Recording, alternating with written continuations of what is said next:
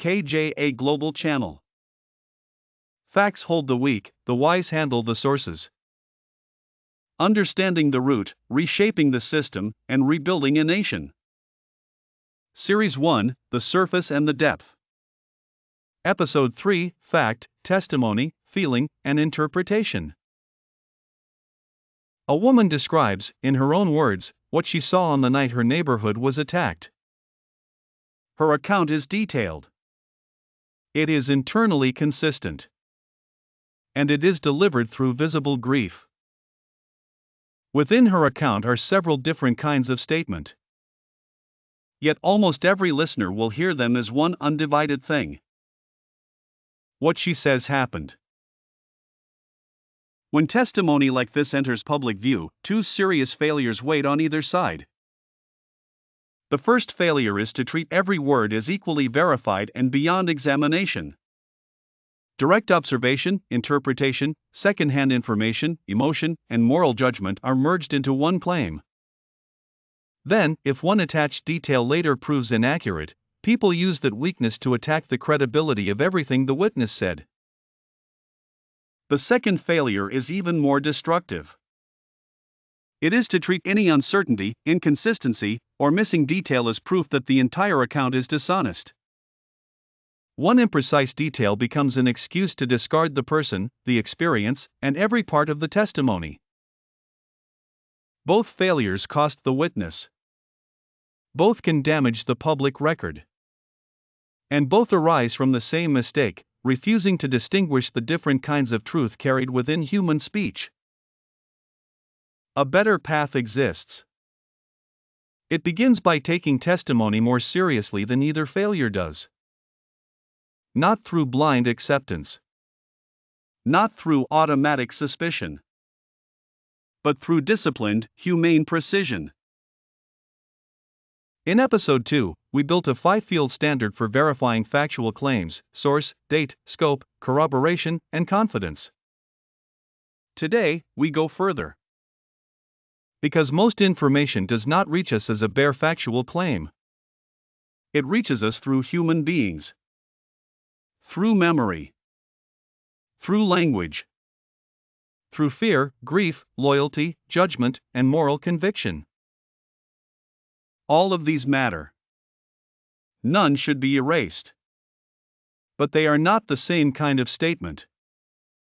Treating them as one weakens the distinctions that protect both the person speaking and the public seeking truth. We must therefore distinguish 5 registers: fact, testimony, feeling, interpretation, and moral conviction. Evidence is not a 6th register. Evidence is the information or material used to support, challenge, or verify a factual claim. Testimony can be evidence. So can documents, photographs, recordings, data, physical traces, and institutional records.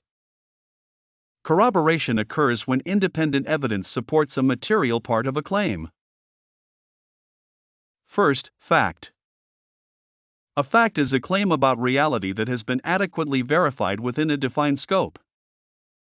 Fact describes the evidentiary status of a claim. It does not describe how emotionally powerful, politically useful, or widely repeated that claim may be. Second, testimony. Testimony is a first-person account of what someone experienced, perceived, heard, or witnessed. It is not failed fact. It is evidence of a particular kind. Its strength depends on what is being claimed and on the person's opportunity to observe it. A witness may be highly reliable about the presence of armed people in a compound, but less certain about their exact number. She may accurately describe uniforms or vehicles while lacking reliable knowledge of command, identity, motive, or authorization. The strength of testimony can therefore differ from one sentence to the next. Third, feeling. Feeling is the emotional experience produced in a person by what occurred, or by what that person believed was occurring. Fear, grief, anger, shock, shame, and helplessness are not factual explanations of an event. But they are real dimensions of human experience. A person's fear does not require independent corroboration before it deserves humane recognition and care. Fourth, interpretation. Interpretation is the explanation placed upon facts and testimony. It answers questions such as who was responsible, why the event occurred, what pattern it belongs to, and what the event means. An interpretation may be reasonable, well supported, probable, uncertain, or wrong. It must be tested rather than silently promoted into fact. Fifth, moral conviction. Moral conviction is a value-based judgment about what ought or ought not happen. The conviction that civilians must never be deliberately targeted is not a factual claim about who carried out a particular attack. It is a principle grounded in human dignity. It can guide our response while the factual investigation remains incomplete. Here is the distinction that matters most. Testimony is not inferior to fact, nor is it identical to fact. Testimony is one kind of evidence through which factual claims may eventually be verified. When a witness says, "I saw armed men enter the compound," that sentence is direct eyewitness testimony. It is strong evidence that this is what she perceived. Depending on visibility, distance, duration, conditions, and corroboration, it may also be strong evidence that armed men entered. But the sentence does not independently verify every later claim attached to it. It does not, by itself, establish exactly who the men were, who commanded them, why they came, or what larger pattern the event belongs to. Separating what a person directly witnessed from what that person concluded is not an insult. It is the discipline that keeps the strongest parts of the testimony standing when the account is tested. Direct observation is preserved as direct observation. Interpretation remains open to investigation. And uncertainty is placed exactly where it belongs. We often collapse these registers under pressure. The pressure is not always intellectual laziness. It can be moral concern. It may feel disrespectful to ask which part is testimony and which part is interpretation while someone is grieving.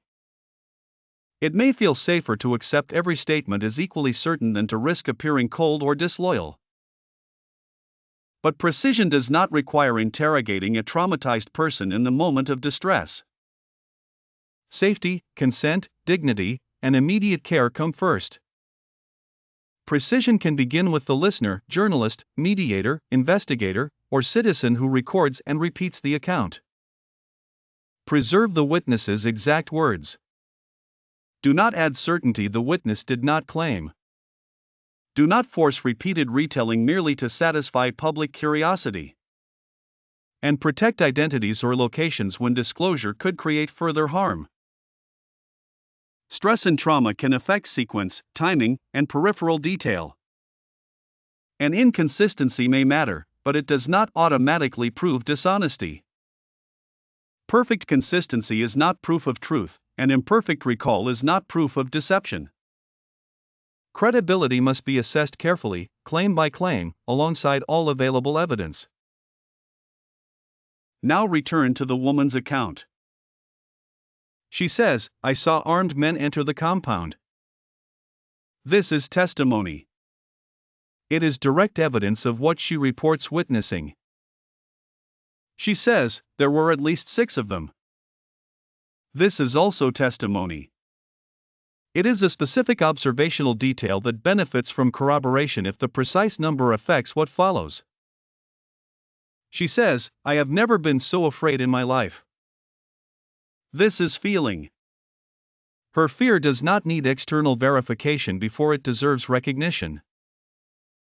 She says, "They were sent because our community supported the resistance." This is interpretation. It may be informed by context or prior experience, but responsibility and motive require investigation before they are treated as established. She says, "No community should ever be punished for its political sympathies." This is moral conviction. It expresses a principle of human dignity. It is not, by itself, evidence of who ordered or carried out the attack. 5 sentences. 5 different registers. Every one of them respected. None confused with another. Sorting these registers protects 3 things at once. First, it protects the witness. Her strongest and most direct observations are not weakened by attachment to claims that still require corroboration. If an interpretation later changes, the testimony does not need to be erased with it. Second, it protects people who may be accused. Individuals, institutions, or entire identity groups are not condemned solely because an interpretation was repeated as settled fact.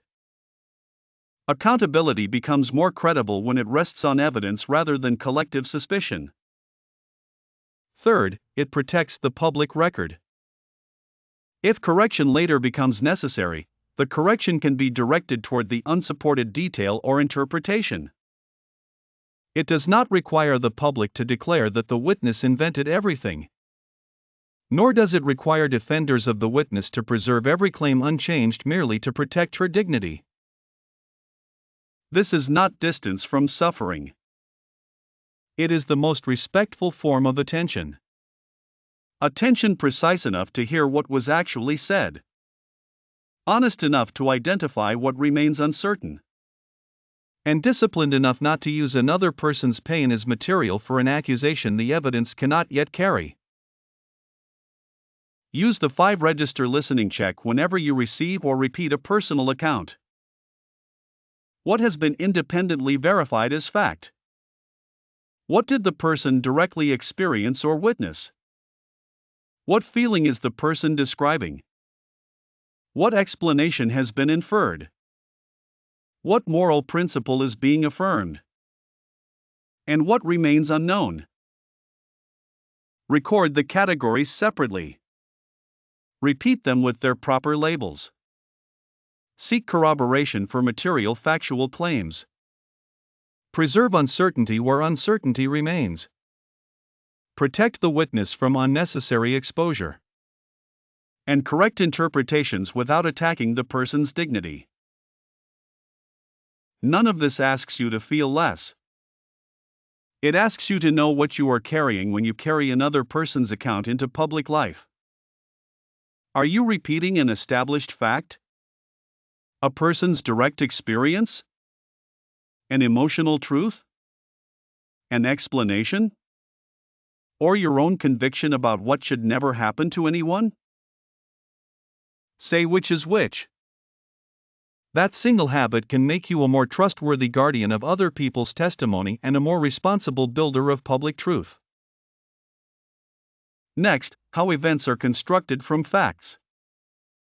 We will examine when separate facts and separate testimonies legitimately combine into one event, and when we are merely assuming that they do.